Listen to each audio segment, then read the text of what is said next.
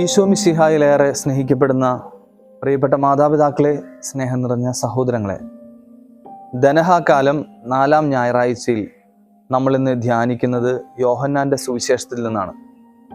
കാനായിലെ വിവാഹ വിരുന്ന് നമുക്കേറെ സുപരിചിതമായ സുവിശേഷ ഭാഗം. ഒരു ചെറുപ്പക്കാരൻ, അവൻ ഏകദേശം 10-30 വയസ്സ് പ്രായം കാണും. അവൻ എല്ലാ ദിവസവും പള്ളിയിൽ പോകും, കുടുംബ പ്രാർത്ഥന മുടക്കമില്ലാതെ ചൊല്ലും. അവനെ കൊണ്ട് പറ്റുന്ന രീതിയിലൊക്കെ അവൻ പ്രാർത്ഥിക്കുകയും അടുക്കലടുക്കൽ കുമ്പസാരിക്കുകയൊക്കെ ചെയ്ത് ദൈവത്തോട് ഏറ്റവും അധികം ചേർന്ന് നിൽക്കുന്ന ഒരു ചെറുപ്പക്കാരൻ. സന്തോഷകരമായി അവൻ്റെ ജീവിതം അങ്ങനെ മുന്നോട്ട് പോവുകയാണ്. പെട്ടെന്നാണ് അവൻ്റെ ജീവിതത്തിൽ വലിയൊരു സഹനത്തിൻ്റെ അവസരം വന്നത്.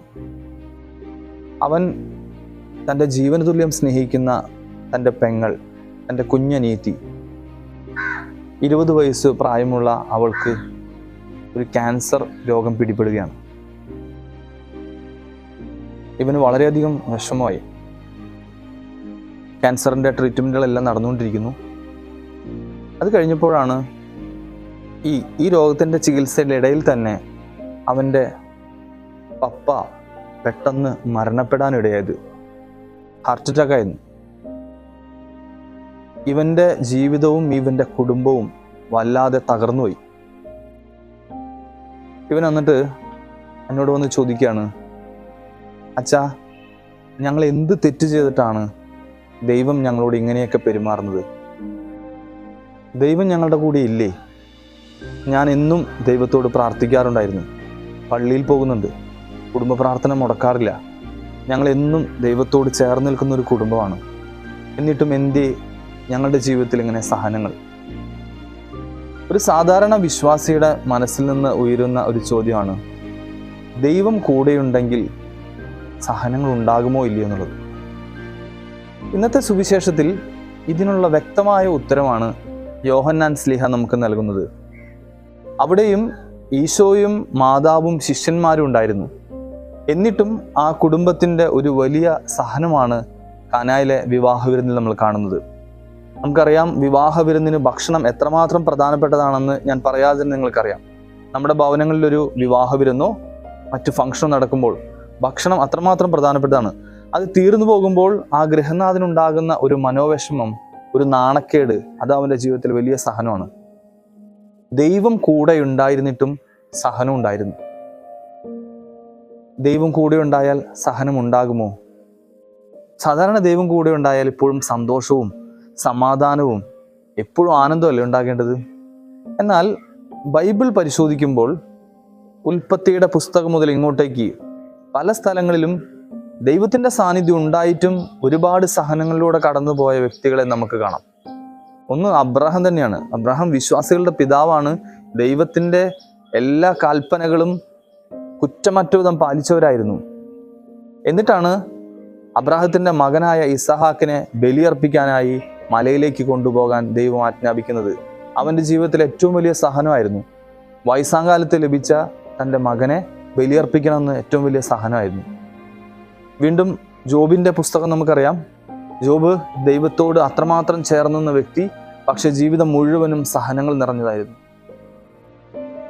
സ്നാപക യോഹന്നാൻ്റെ മാതാപിതാക്കൾ സക്രിയായും എലിസബത്തിനെയും പറ്റി, അവർ കർത്താവിൻ്റെ നിയമങ്ങൾ കുറ്റമറ്റ വിധം പാലിച്ചവരായിരുന്നു. എന്നിട്ടും അവരുടെ ജീവിതത്തിൽ വലിയ സഹനമായിരുന്നു മക്കളില്ലാതിരുന്നത്. മക്കളില്ലാത്തത് അന്ന് കാലത്ത് വലിയ ദൈവത്തിൻ്റെ കോപമായും കണക്കാക്കിയിരുന്നു. പിന്നീട് ഇങ്ങോട്ട് വരുമ്പോൾ തോണിയിൽ യാത്ര ചെയ്യുന്ന ഈശോയും ശിഷ്യന്മാരും, ഈശോ കൂടെ ഉണ്ടായിരുന്നിട്ടും അവർ മരിക്കാൻ പോകുന്ന തരത്തിൽ കൊടുങ്കാറ്റിൻ്റെ പിടിയിലകപ്പെട്ടു.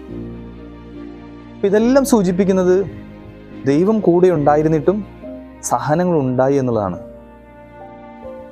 എന്നാൽ ഈ സംഭവങ്ങളുടെ എല്ലാം ക്ലൈമാക്സ് നിങ്ങളൊന്ന് എടുത്തു നോക്കിയാൽ, എല്ലാത്തിൻ്റെയും ക്ലൈമാക്സിൽ ദൈവം അത്ഭുതകരമായ വിധം ഇവരെല്ലാം പരിപാലിക്കുന്നതായി നമുക്ക് കാണാം.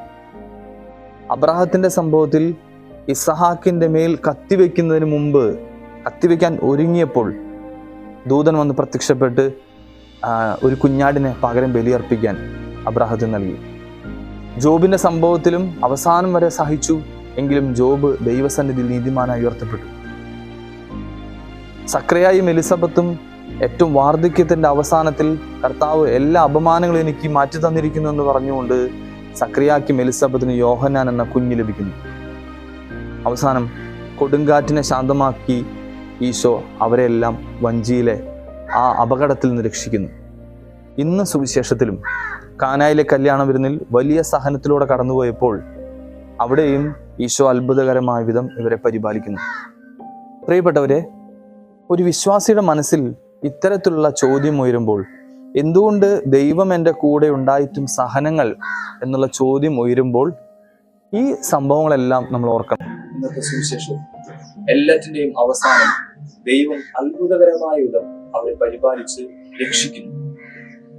ഇത് തന്നെയാണ് എന്റെയും നിങ്ങളുടെയും വിശ്വാസമാകേണ്ടത്. ആ രക്ഷപ്പെടൽ എന്നായിരിക്കും എന്ന് നമുക്ക് പറയാൻ സാധിക്കില്ല. ചിലപ്പോ ഇന്നായിരിക്കാം, നാളെ ആയിരിക്കാം, ചിലപ്പോൾ വർഷങ്ങൾ നീണ്ടു നിൽക്കേണ്ടി വരും. എങ്കിലും ദൈവം കൂടെയുള്ളവൻ ഒരിക്കലും സഹിച്ചാലും അവന്റെ ജീവിതത്തിൽ ഒരു രക്ഷപ്പെടലും ദൈവത്തിന്റെ അത്ഭുതകരമായ പ്രവർത്തികളും കാണും എന്നത് തീർച്ചയാണ്. അതുകൊണ്ട് ഇന്ന് സുവിശേഷം ധ്യാനിക്കുമ്പോൾ ഈ ഒരു ചിന്ത നമ്മുടെ മനസ്സിലുണ്ടാകട്ടെ. ദൈവം കൂടെയുണ്ടെങ്കിൽ സഹനങ്ങൾ ഉണ്ടാകാം, പക്ഷെ ദൈവം ആ സഹനങ്ങളിൽ നിന്നും നാണക്കേടുകളിൽ നിന്നെല്ലാം അവനെ രക്ഷിക്കുമെന്ന് ഇന്നത്തെ സുവിശേഷം നമ്മെ പഠിപ്പിക്കുന്നു. ഈ കാനായിലെ വിവാഹ വിരുന്നിന്റെ സുവിശേഷം നമ്മെ ഇത്തരത്തിലൊരു ചിന്തയിലേക്ക് നയിക്കാൻ കാരണമാകട്ടെ. നമ്മുടെ കർത്താവ് യേശു മിശിഹായുടെ കൃപയും പിതാവായ ദൈവത്തിന്റെ സ്നേഹവും പരിശുദ്ധാത്മാവിന്റെ സഹവാസവും നമ്മോടുകൂടി നയിക്കട്ടെ, ഇപ്പോഴും എപ്പോഴും എന്നേക്കും.